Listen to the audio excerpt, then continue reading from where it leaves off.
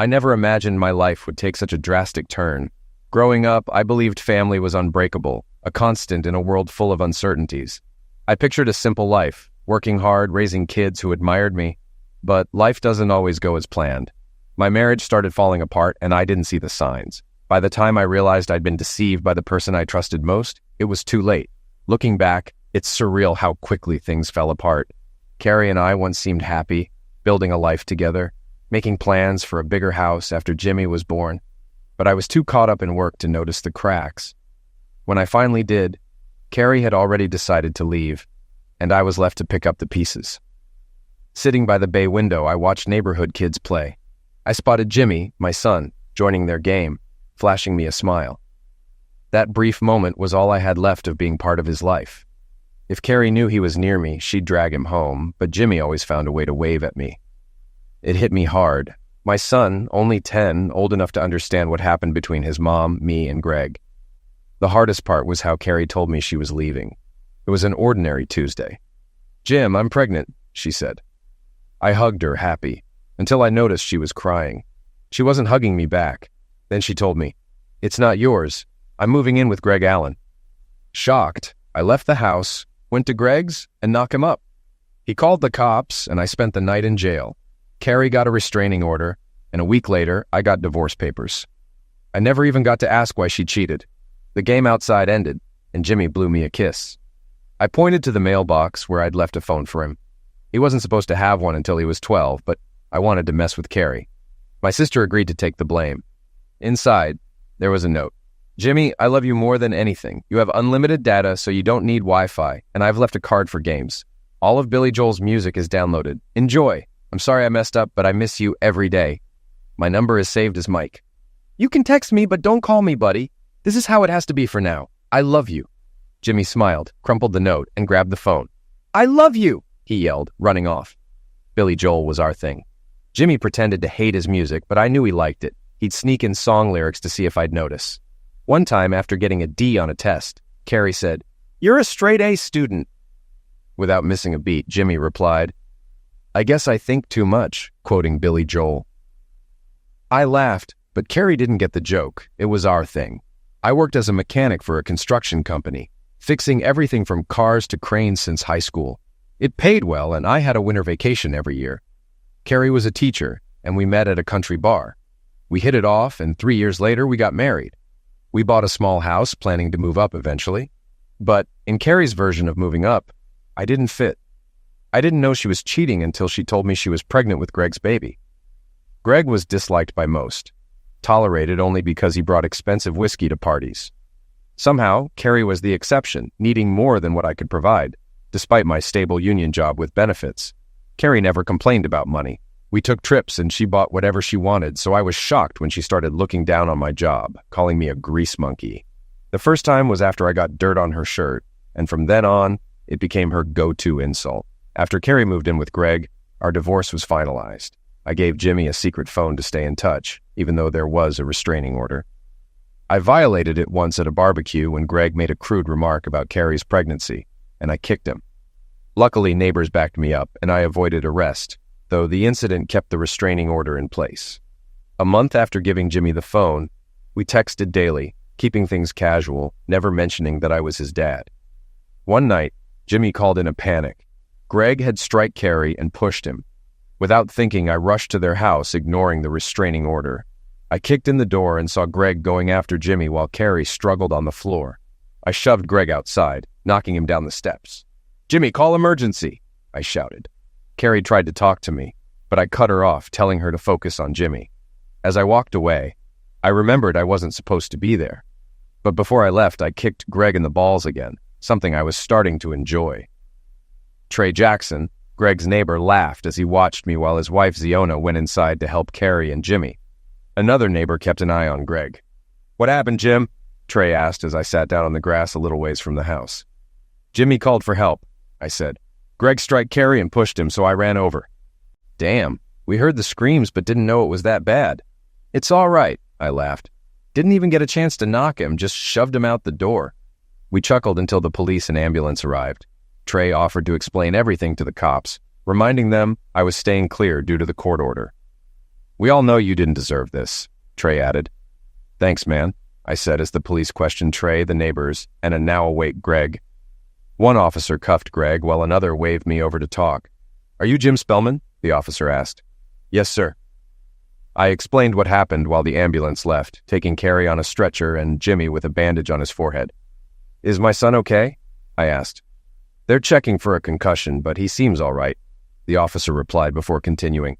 We might need to take you in for violating the restraining order. I had to help Jimmy, I said. Screw that order. He stepped away to check his radio, then returned. Your ex-wife didn't want to address the order violation, so you're free for now, but it could change if Greg presses charges. I went home hoping Jimmy was okay, and briefly wondered if Carrie was too, but I pushed that thought aside. The next day, I called my lawyer, who advised me to avoid contact with Carrie or Jimmy. Later, my mom confirmed they were fine. Carrie had stayed in the hospital, and Jimmy was with her parents. A few days later, my lawyer called to tell me Greg was denied bail, likely because Carrie was pregnant and Jimmy was hurt. Surprisingly, Carrie's lawyer filed to lift the protective order. A court date was set, and I couldn't wait to see Jimmy. In the following weeks, Carrie called me several times, but I didn't answer to avoid jeopardizing the case. On court day, I cleaned up, bought a new suit, and shaved, wanting to make a good impression. The judge was thorough, asking tough questions about why I could see Jimmy now, but not before. After everything was explained, she rescinded the order. As we left the courtroom, Carrie approached me. Thank you for coming that night. If you hadn't, I don't think the police would have made it in time. Greg would have eliminated me. I wouldn't let my son get hurt, I said. She began to cry. It's all my fault. He wouldn't have been hurt if it wasn't for me. My lawyer approached, congratulating me on being able to see Jimmy again. Walking out of the courthouse, I felt like I was floating, and then I heard Jimmy yell, "Daddy!" I turned around, and Jimmy was already jumping out of Carrie's dad's truck, running into my arms. I hugged him tightly until he asked me to let him breathe. Dan, Carrie's dad, came over. Sorry I'm late. Traffic was bad, he said. No problem. I'm just glad you brought him. Where's Carrie? I asked. She ran off after court. I think she's gone. Dan added, why don't you take Jimmy for the day? Maybe we can have dinner and catch up. I hesitated. We don't have a visitation schedule yet, and she might. She doesn't mind, I heard behind me. I turned to see Carrie, tears running down her face. Spend some time together, she said softly. He can even stay the night if you want. Jimmy eagerly asked, may I? Carrie nodded, and I thanked her, feeling a pang of sympathy for her, though I wasn't sure why. Despite everything, part of me still cared. With Jimmy out of school for summer, I took time off work to be with him. Carrie had moved back in with her parents after leaving Greg. One day, when she went into labor, I asked if Jimmy could stay with me longer. Her mom brought him over, and later, I got a call from Dan. Jim, she had a baby girl. You should come see her. I don't care about her baby, Dan. Shut up and come. It's important, he insisted. Reluctantly, I took Jimmy to the hospital. He wanted to buy a teddy bear for his new sister, and I let him, even though I was still bitter. When we arrived, Dan and Jane greeted us, and I learned Carrie had named the baby Allison, after my mom. I walked down the hospital hall and heard Carrie singing a lullaby she used to sing to Jimmy. It hit me hard. Entering the room, I was shocked to see the baby had bright red hair, just like mine. Greg didn't have red hair, but I did. Carrie tearfully said, I think I made a mistake, Jim. I couldn't deal with it and walked out. Back in the waiting area, Jane said, she's yours, Jim. You can see that. Prove it, I replied. Dan explained, that's why you're here. They've ordered a DNA test. You just need to give a sample. I shook my head. It won't change anything. She broke my heart. 3 days later, Jimmy asked, can we visit Allison today? I hesitated, but he added, you don't have to come. Just drop me off at Grandpa's. I agreed. Then he asked, Allison has red hair. Does that mean she's your daughter? I'll know soon, I said. The test results should come today or Monday. Jimmy looked sad, then asked, if she's your daughter, will you love her? I love you, and if she's mine, I'll love her too. He paused, then asked, what about Mom? Will you love her? I laughed, pouring more coffee. Your mom will love Allison either way. Without thinking, I said, your mom hurt me, Jimmy. She caused the worst pain a wife can give a husband. She got pregnant and left me for someone else. The love I had for her is gone. Jimmy was quiet before admitting, that wasn't the first time Greg hurt Mom. I was shocked. What do you mean? I've heard him slap her before, and they yelled a lot, he said, voice trembling. A tear rolled down his cheek. I hugged him tightly. I'm so sorry, son. I didn't know. Mom told him he wasn't half the man you are, Jimmy added. I let go and we sat down. She didn't want to be married to a mechanic anymore. She wanted more, a bigger house, fancy cars. That's silly, Jimmy said, making me laugh. Yeah, buddy, adults make stupid choices sometimes, he smirked. Don't forget your second wind, Dad. I raised an eyebrow. What? You'll figure it out, he said, running off to get dressed. Later, we headed to Carrie's parents' house. Jane answered the door, holding baby Allison. Hey, Jim, any news from the doctor yet? No, I replied, avoiding looking too closely at the baby. Jimmy asked eagerly, Can I hold her, Grandma? Of course, but sit down first. Babies are fragile, Jane said, smiling. Jimmy's excitement was obvious. Jane invited me in for coffee, but I declined. I didn't want to be around Carrie or the baby until I got the DNA results. Just then, my phone rang. It was the lab. Mr. Spellman, we've confirmed a positive DNA match. I hung up before they finished. Sitting on the porch swing, I stared blankly. Carrie had been pregnant with my child when she left me for Greg. I felt like I couldn't breathe. After a while, Dan came over. Are you okay, Jim? I'll never be okay, I replied. How could she do this to me? I loved her. Dan sat beside me in silence. Eventually, he asked, Was that the lab? Yes, I said, avoiding the truth. I wasn't ready to admit I had a daughter. Dan put a hand on my shoulder. Jim, it's obvious. Did you really need the test? I snapped. Yes. How could I trust that promiscuous you raised? I regretted it immediately. I'm sorry, Dan. I didn't mean it. Dan sighed. I know you're hurting. It broke my heart when you two broke up. I love you like a son. I know, Dan. I'm just angry. She was pregnant with my baby when she left me for Greg. I don't know what to do. Dan hugged me. Call your parents. They need to meet their granddaughter. I will, I said, stepping back, but I can't stay. I can't face Carrie after what she's done. Dan slapped me lightly. That little girl has a father, you. Don't forget that. I nodded. You're right. I'm just in shock. Dan softened. Take your time, but you'll have to face it eventually. Call your parents. I called my mom. Hey, Mom, can you and Dad come over for lunch? Turns out Carrie's baby is your granddaughter. What? We'll be right there. After the call, I asked Dan, Can I hold her? Dan smiled. Of course, I'll get her and Jimmy. I sat back on the swing, feeling anxious and ready to leave when Jane appeared, carrying Allison. She handed her to me, and as soon as I held her, my heart melted. She was sound asleep. Jimmy came running out, excited. Isn't she pretty, Daddy? She could be Batgirl for Halloween, I laughed. She sure could. You could be Batman, and she could be Batgirl, or Poison Ivy. Allison woke up crying, and Jane stepped forward. Looks like she's hungry. Carrie appeared at the door. I'll take her. She's bosom feeding, and I haven't pumped a bottle yet. I kissed Allison's forehead and handed her over. Just as I was about to leave, my parents arrived. My mom rushed over, tears in her eyes. She's feeding, Jane said, hugging her. Come meet her. My dad chuckled. Your mom's been crying since we got off the phone with you, Jim. As they walked inside, my dad asked, Well, Jim, do you think everything will work out? I honestly don't know, Dad. Back at home, I tried focusing on yard work, but I couldn't stop thinking about Allison. Knowing she was mine changed everything. I realized I needed to talk to my lawyer about visitation for both kids, not just Jimmy. I'd need to pay more child support, but I didn't mind. After mowing the lawn, I went inside and started thinking about re-child-proofing the house. I'd saved the baby gates and crib from when Jimmy was little. It dawned on me that I might need a bigger house. There wasn't room for Allison and Jimmy to share a space. As I cleaned up, I was amazed at how messy the house had gotten since Jimmy had returned. But cleaning felt good. I had just settled on the patio with a beer when I heard my dad and Dan coming around the corner. Want a beer? I asked, handing them bottles. Dad laughed. We're not here for a heavy conversation, are we? Something like that, I muttered. Dan said, Jim, you've been through a lot. You've gone from being separated from Jimmy to finding out you're a father of two. Most men wouldn't handle it as well as you have. My dad got serious. Jim, you're going to be this little girl's father, no matter what. I nodded, but I could tell he was building up to something. Have you thought about your relationship with Carrie? He asked. I laughed, loud and bitter. There is no relationship, Dad. She left me for Greg. You think I'm just going to take her back like nothing happened?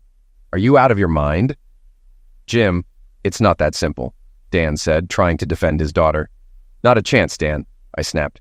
She thought Allison was Greg's, and that's why she went to him. Dan took a deep breath. She didn't know, Jim. If she had known... Are you serious? I yelled. How could she even let there be a question of whose child it was? She cheated on me, broke my heart, and threw it all away.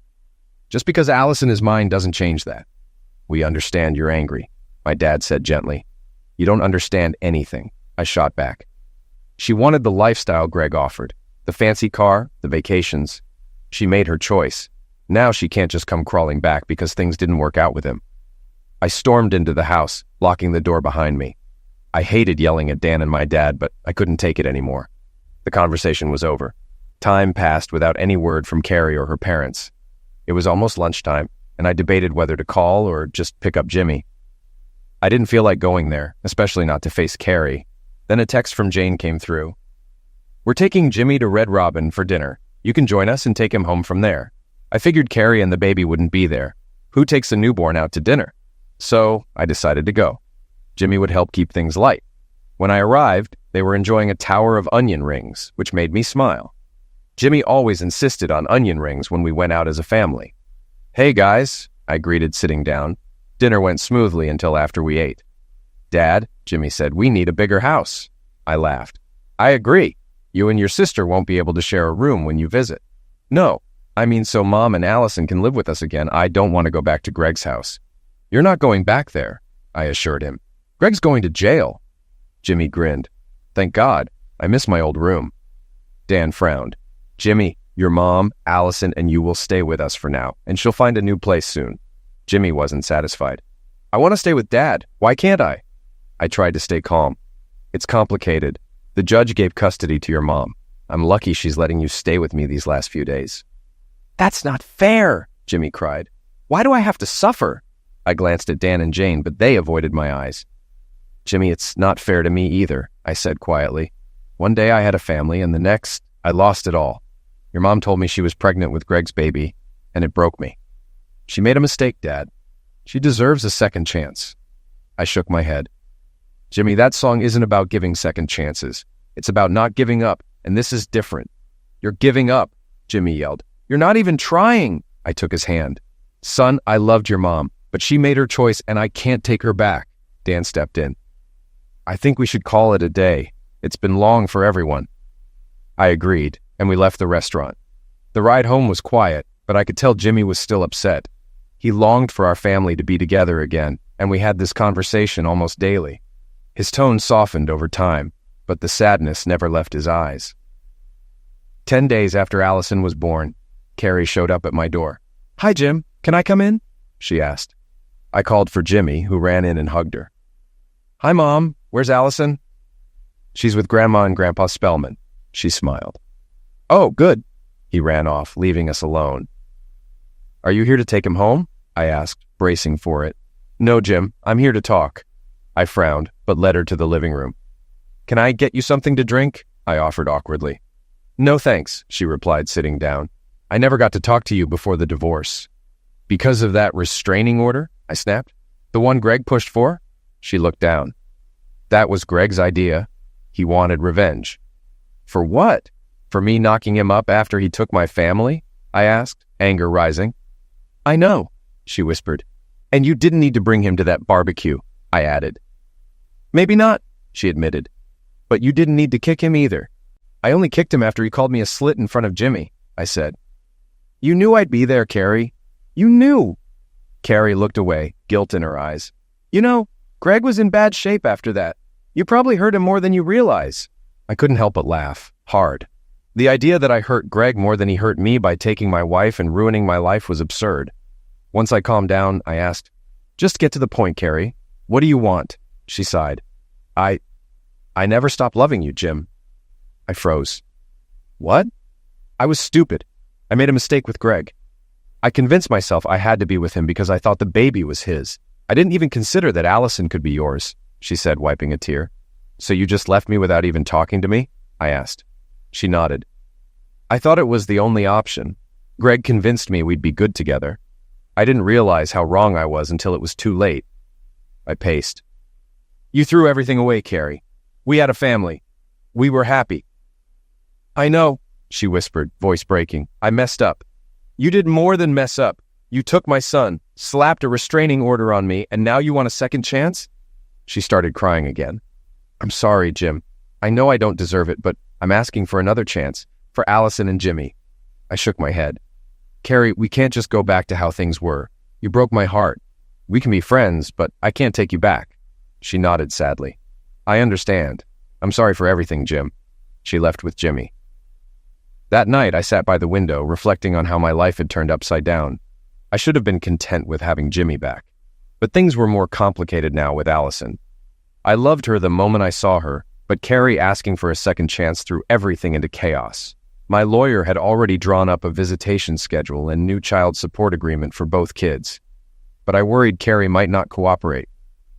Her request for a second chance was the only leverage I had, and I had just shut it down. Later, Jimmy came home and asked if he could stay with me instead of going back to his grandparents. I explained that the custody arrangement gave him to his mom and there was nothing I could do. What about Allison? He asked. We'll sort that out soon. I want to see her as much as I can, just like I missed you. Jimmy then shifted to dinner, asking for pizza.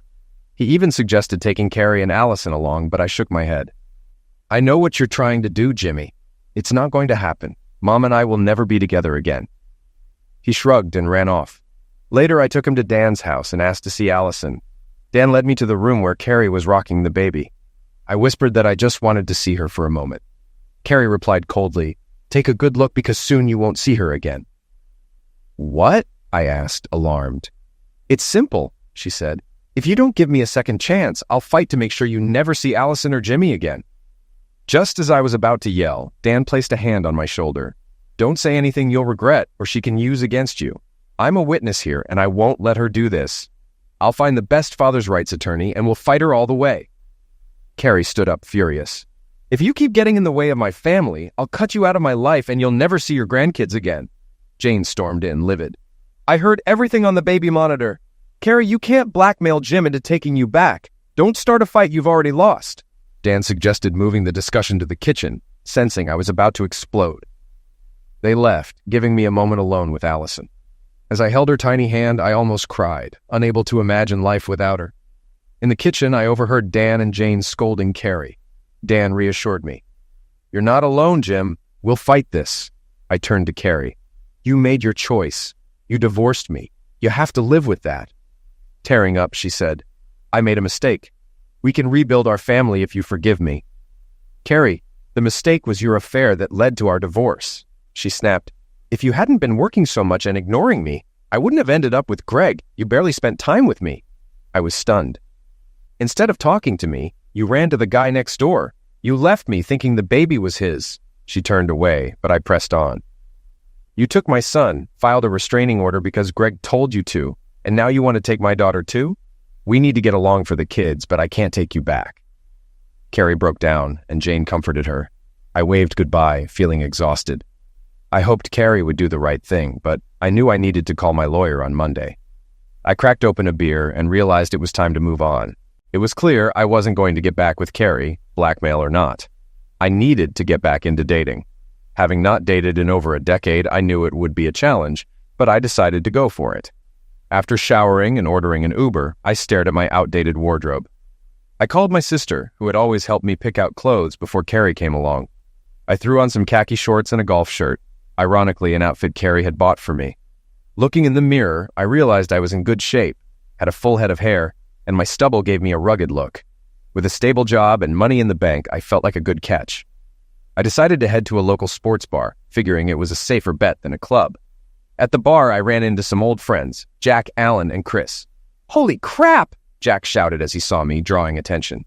We hugged, and I felt a sense of camaraderie I had missed. Marriage and kids had made it hard to stay close with these single guys, but now things had changed. What's up, guys? I asked, signaling the waitress for a drink. Same old, Chris said. Heard you got divorced, Jim. I nodded as the waitress brought my glass. Yeah, she tried to switch things up and leave me, but now she wants me back. They all laughed, and Jack said, So you're out here looking for a replacement before she hooks you again. Smart move. I chuckled. No, I'm not going back, but I figure it's time to get out again. Alan smirked. Maddie's single now. Steve cheated, and she kicked him out last year. No way, I said, surprised. Maddie Ross was one of the high school 8 girls everyone had a crush on. She's here, Jack said, nodding toward the bar. She's playing trivia with Heather Scott. I spotted her, still gorgeous, black hair framing her face perfectly. I thought about going over to say hello, but wasn't sure what to say. Jack must have sensed my hesitation. Let's go play trivia and grab a table near them, he suggested, and before I knew it, we were sitting close by. I ordered a pitcher for their table. The waitress smirked and said, "Good luck," making everyone laugh at my attempt to impress. I watched as the waitress delivered the drinks. Maddie smiled politely, while Heather whispered something to her. The guys started pushing me to go talk to them. Nervously, I stood up and made my way over, sweating and feeling like a teenager again. Heather saved me from saying something dumb. "Jim Spellman, if you buy drinks, you should deliver them yourself," she teased. I smiled sheepishly. I wasn't sure you'd remember me. "Of course we remember you," Heather said, laughing. "I thought you were married." I raised my left hand. "Divorced 6 months ago." "Sorry to hear that," Heather said, while Maddie straightened up a bit. I noticed Heather's ring. "You're married?" "Yep, 5 years now. I married Kevin Carlson, and we have twin girls." "I've got a 10-year-old son and a newborn daughter," I replied. "A newborn?" Maddie asked, surprised. "Yeah, she was pregnant with my child when she left me for someone else." Maddie looked stunned, while Heather said, "That's quite a story." I smiled. "Maybe one for another time. Trivia's starting, right?" Maddie nodded. "We never miss it. Want to join us?" I hesitated. "I came with some friends, but I'll check in on them." As I walked back to my table, Jack joked, "Go get it, Tiger," making everyone laugh. I glanced back at Maddie and Heather, who seemed to be arguing. Taking a chance, I returned and sat down. "Miss me?" I asked, making them both smile. "We're counting on you not to choke," Maddie teased. "I'll do my best," I replied. Hours later, we were 2 points ahead of another team. The host asked the final question. "This 1977 album contains the hits She's Always a Woman and Just the Way You Are." I laughed while the ladies looked confused. I scribbled "The Stranger" on a slip of paper and handed it to the host. Feeling confident, I winked at the professors on my way back. "That was the easiest question all night," I said, sipping my beer. "Maybe for you," Maddie replied, shaking her head. "I don't even know those songs." Heather laughed. "At least I know they're Billy Joel songs, one of my favorite albums, actually." When the host announced we won, we all cheered, celebrating our grand prize, a $1.50 bar gift certificate. I let the ladies take it for their tab. "Time for me to turn into a pumpkin," Maddie said, smiling. "Babysitter's calling." I stood up and asked, "Can I walk you out?" Both smiled and said, "Please." As we walked, Maddie took my hand and her eyes sparkled. I felt on top of the world. At the car, I kissed her hand and asked, "Can I get your number?" "It'd be my pleasure," she said, entering her number into my phone. We made plans for dinner on Saturday and trivia afterward. Heather laughed, "I'm still coming." We all laughed, and I kissed Maddie on the cheek before saying goodnight. Monday morning, I called my lawyer to inform him of Carrie's threats. He reassured me. "Don't worry, her lawyer faxed over the signed agreement. Joint custody is set. Congratulations." That evening, I was surprised to find Carrie sitting on the steps with Jimmy and Allison. "What's this about?" I asked, noticing the casserole dish. "I brought dinner to help with Jimmy," she said. "Tuna casserole. Your favorite." I smiled cautiously. "I've missed this. I can never make it the same." She sighed. "I should have called to offer. Oh, wait. I guess you couldn't have called me." After dinner, Carrie sent Jimmy to his room and handed Allison to me. As I held her, I marveled at how much I'd missed. Carrie looked hesitant. "I agreed to the visitation and child support," she said quietly. "And what about you'll never see your kids again?" I asked, recalling her earlier threat. "I overreacted," she admitted. "I was desperate to get you back." I sighed. "I wish you treated me this way before you left. Now it feels like you don't want me. You need me. I can't trust you anymore." Tears welled in her eyes, but I continued. "Let's at least stay friends for Jimmy's sake. He doesn't understand what happened. You cheated on me, left me, and got a restraining order because your lover told you to. I was never a danger to you or Jimmy. Jim, Don't apologize, Carrie. You didn't give me a chance to fix things. You just fell for him." Tears streamed down her face as she sat there in silence. Allison stirred briefly, and I gently rocked her back to sleep. Carrie, you had a choice, him or me. You chose him. You'll never convince me you weren't trying to change your life. I can't believe that. I'm sorry, she whispered. I'm sorry for everything. You'll never know how sorry I am. Can we at least try to make it work for the kids? I leaned back, relieved Allison was finally asleep in my arms. We can be friends, Carrie, but I'm never taking you back. She nodded, her eyes still wet with tears. I know. After Carrie and the kids left, I texted Maddie. Hi, just didn't want you to forget about me. Looking forward to Saturday. When she didn't reply right away, I found myself pacing around the house, checking my phone every few seconds. I started worrying I'd texted her too soon. Dating again felt new, and I wasn't sure of the rules. Should I have waited longer? What if she didn't respond? Was it a bad sign she hadn't introduced me to her kids yet? My mind raced with questions, and we hadn't even had our first date yet. 10 long minutes later, my phone finally rang. A wave of relief washed over me when I saw it was Maddie. Hi, Maddie. Hi, handsome, she said teasingly. I don't really like texting. I prefer talking. Oh, sorry about that. What are you up to? She asked. Just giving my baby girl a bath, the youngest one. I knew you had an older child, but I didn't know about the little one. Yeah, I've got 2. Jimmy's 10 and Allison's a newborn. 3 kids won't scare you, right? She asked with a hint of concern. I laughed. No, I love kids. You know I've got 2 of my own. Yeah, our older ones go to school together. Really? That's awesome. I don't remember seeing you at any events. I had a terrible schedule before, working second shift at the hospital. I just switched to first shift recently. Huh. Yeah, I remember you mentioning you're a CNA. Yes. That's part of what ruined my marriage, she sighed. Well, actually, my cheating ex-husband did, but he blamed it on my job. Sorry to hear that. Sounds a bit like what my wife used to say. How I worked too much, was too tired, the usual. We both laughed for a moment. That's all crap, Maddie said. They cheat, and then they blame everything but themselves, she continued. They justify it and hurt everyone around them. You know how many chances I had to cheat but didn't? I couldn't do that to my partner. But cheaters, they don't care. Yeah, I sighed. Carrie still tries to win me back. I've got her, my son, and even her parents turning on me. I think they finally see I'm the sufferer here. We are the sufferers, Jim. You haven't done therapy yet, have you? No, I admitted. Have you? Yeah, it helped a lot. I'll give you my therapist's name. He helped me move past the wow, that's me phase. You're still in it. You're way ahead of me. At least you've realized you need to move on. For so long, I just stayed home feeling trapped until I finally realized I had to start living again. For the kids and for myself. Well, she said, her tone softening, we make a good match. I laughed. That's for sure. I've been looking forward to Saturday ever since you kissed me on the cheek. Oh, shoot, Maddie said suddenly, her tone shifting. I have to go. Something's wrong with my 3-year-old. She's crying. No problem. Talk soon, I said, smiling as I hung up. I sat down feeling hopeful. Saturday couldn't come fast enough. When Saturday morning finally came, I called my sister. Hey, Jim, she answered cheerfully. Jenny, do you have time to go shopping with me this morning? I need to update my wardrobe. Oh my God, you have a date, don't you? She teased, laughing. I chuckled. Yeah, I'm going out with Maddie Clark tonight. Maddie Ross? Wow, she's beautiful. I heard Steve really messed her up when he cheated. Called her a witch. That's not true, is it? Don't be stupid, big brother, she said, still laughing. Of course I'm free all day. Let's do lunch at the mall and then shop. Sound good? Sounds great. Let's meet at Red Robin at noon, I suggested.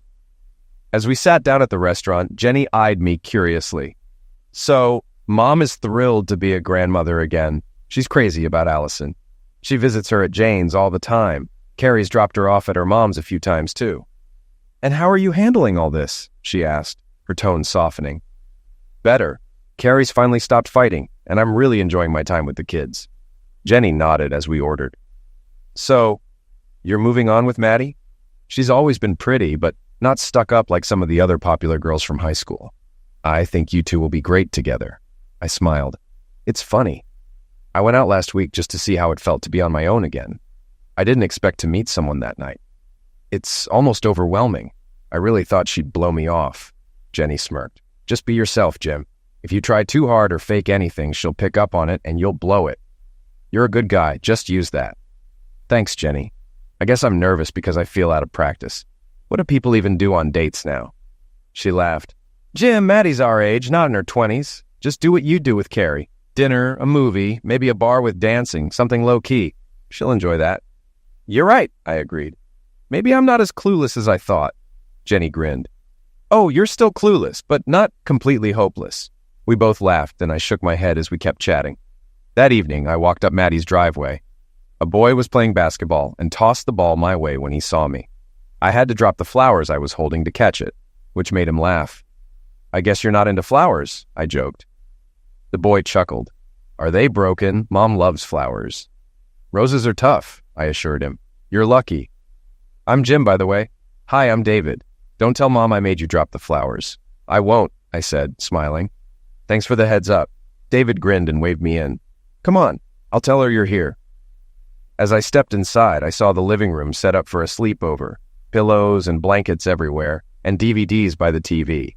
David ran upstairs, and a 3-year-old peeked around the corner with a sippy cup. She froze when she saw me, screamed, and ran to the stairs. David came back down, scooping her up. Sorry, he said softly. She doesn't like strangers. You scared her. I waved it off. No worries. My daughter's the same way. At that moment, Maddie came down the stairs, looking stunning in a long skirt and loose blouse. She took the little girl from David and smiled at me. This is David, she said. He goes to school with your son, Jimmy. Jimmy Spellman? David asked. Cool. He ran off, excited by the connection. Maddie touched her middle child's head. This is Samantha, but everyone calls her Sammy. Nice to meet you, Sammy, I said, smiling. And this little one, Maddie continued, nodding to the shy girl in her arms, is Bella. She'll need some time to warm up. She's not a fan of new people, as you can tell. I wiggled my fingers at Bella, but she buried her face in Maddie's chest, still wary. My mom's running a bit late, Maddie explained. She's staying over tonight, so we'll have the evening to ourselves. I nodded, wondering if that meant I wouldn't be going home alone. No rush. We've got time. Want a beer while we wait, or maybe a glass of wine? A beer sounds good, thanks, Maddie said, setting Bella down. The little girl quickly ran upstairs to join her siblings. You've got a lovely family, I said, handing her the beer. Thanks, they're a handful, but they're good kids, she replied, sitting on the couch. I glanced around the room and pulled a pillow closer. One thing I've learned about having kids is no matter how clean you try to keep the house, someone's always making a mess. Maddie laughed. You've got that right. So you and Steve got married, huh? That wasn't a surprise. You two were inseparable in high school. She chuckled. We weren't together out of love. We were part of a friend group, and everyone paired off. We just happened to last until graduation. Then when I got pregnant with David, we did what was considered the right thing and got married. It wasn't a rifle wedding, but we were never in love. It was doomed from the start. I nodded, sipping my beer. Before I could respond, Maddie checked her watch. We should probably head out soon. I don't want to be late for our reservation. I smiled. Don't worry, we've got plenty of time. She laughed softly. Jim, you don't need to be nervous. I've been looking forward to this all week. She gave me that bright smile again, the one that made her eyes sparkle, and my heart raced. Me too, I admitted. Honestly, I thought you might change your mind. Not a chance, she replied. Unless you've turned into an idiot since high school, I wasn't going to pass this up. I laughed, relieved. I'm glad you didn't. Just then, the front door opened, and Maddie's mom walked in. Sorry I'm late, she called out, smiling as she entered. No worries, Mom, Maddie replied, standing up. Mom, this is Jim Spellman. We went to school together. Her mom smiled warmly at me. Nice to meet you, Jim. Take care of my favorite daughter, or I'll come find you. I chuckled. I thought it was the dad's job to threaten me. Her smile faltered. My John passed away last year. I'm really sorry to hear that, I said softly. She waved her hand dismissively. Don't worry about it. Just have a good time tonight, though. Not too good, she added with a wink, making us both laugh. Maddie kissed her kids goodbye, and we headed out. As we left, Maddie's mom chuckled from the doorway. When we arrived at the steakhouse, Maddie and I settled at a table by the window. It seemed perfect for a casual yet meaningful evening. But just as we got comfortable, something unexpected happened. 2 tables over sat Dan and Jane, my ex-in-laws. The sight of them made my stomach drop. I wanted to bolt, but Maddie noticed my unease and asked, What's wrong, Jim? I sighed and motioned for her to sit. My in-laws are here, 2 tables over, I said quietly. She glanced back, and as soon as she did, they spotted us. I braced myself for an awkward encounter, but I didn't need to worry. They both smiled and walked over to our table. "Hey, Jim," Dan said, clapping me on the back. "Good to see you out and about." "Who's the hottie?" he asked, grinning as Jane held his hand. I smiled awkwardly. "Hi, guys. This is Maddie, my date. Maddie, these are my in-laws, Dan and Jane." Jane smiled warmly at Maddie. "Maddie, he's a keeper. Don't let him go like my foolish daughter did." Maddie looked startled, wide-eyed like a deer in headlights. Okay. I don't really know what to say," she stammered, clearly taken aback. Dan laughed. "Don't say anything. Just enjoy your night." After they left, Maddie let out a breath she didn't realize she was holding. "Well, that was something," she said, half laughing, half surprised. "Yeah, they're good people," I said, relaxing. When Carrie tried to scare me into thinking she'd take the kids if I didn't take her back, they set her straight. Maddie raised an eyebrow. "Do you really think it was a bluff?" "Not entirely sure," I admitted. "I think it crossed her mind and she said it out of desperation. But I'm not dwelling on it. She signed the custody papers and that's what matters." Maddie squeezed my hand gently. "Good. Don't forget what she put you through. But for the kids' sake, get along. They'll sense tension if there's any, but never fully trust her." I nodded, appreciating her advice. When the waitress came over, I decided to do something kind. "Can you send a couple of desserts to that table?" I asked, gesturing toward Dan and Jane. The waitress smiled, jotting it down. Maddie grinned at me, clearly impressed. We continued our dinner, swapping stories and laughing, and afterward, we headed to the bar for trivia night. When we walked in, Heather was already holding a table, and Jack and the guys were there too, giving me thumbs-ups when they saw Maddie laughing. I couldn't help but feel proud to be with her. Her laugh was infectious. "So, where did you two go for dinner?" Heather asked curiously. "To the Chop House," Maddie said. "You won't believe it, but his ex-in-laws were there and came over to our table." Heather's eyes widened. "Oh no! What did you do?" "Nothing," Maddie laughed. "They were actually really nice. They told me not to lose him like their daughter did." "Wow," Heather said, shaking her head. "First date of the year, Jim. You ready to defend our title?" "You bet," I said confidently, glancing at the elderly professors from last week. One of them nodded, and the other mimed a throat slash as if to say I was going down. I smirked, always loving a bit of friendly trash talk. "Well, we got lucky with that Billy Joel question last week," Maddie teased, nudging me. "No worries, ladies. We've got this." And we did. By the last question, we had a solid 10-point lead. The host tried to throw us off with a 12-point final question, but it was about a country singer Heather loved. She nailed it, securing another win for us. After trivia, we walked Heather to her car. Maddie and I wrapped in each other's arms. She felt so right in my arms, and I didn't want to let her go.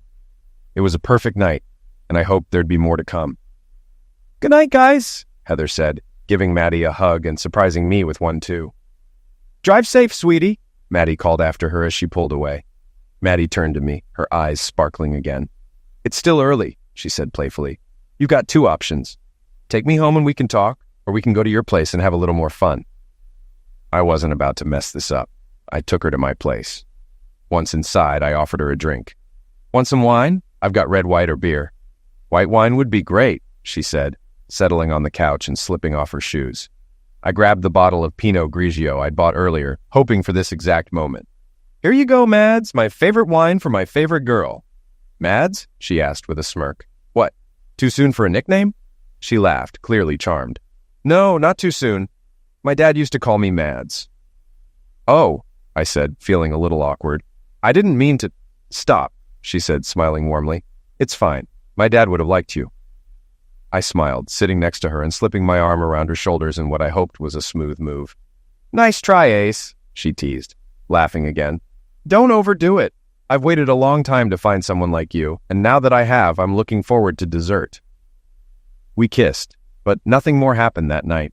We waited until the third date to take things to the next level, after a romantic dinner at a fancy place she'd picked. Back at my house, I poured her another glass of wine, and we sat on the couch, talking and laughing like old friends. Later that night, she leaned in close and whispered, "Jim, show me your bedroom." As we headed to the bedroom, memories of the past year flooded my mind. The affair, the divorce, losing and regaining my son, Allison's birth. Now I had Maddie too. I knew I wouldn't let her go. We were two broken souls, healing together. It was too soon to think about the long term, but I was certain I wouldn't make the same mistakes. Maddie and my kids would come first from now on. Work would follow. As I drifted off to sleep, content and at peace, I could have sworn I heard her whisper, "I love you too."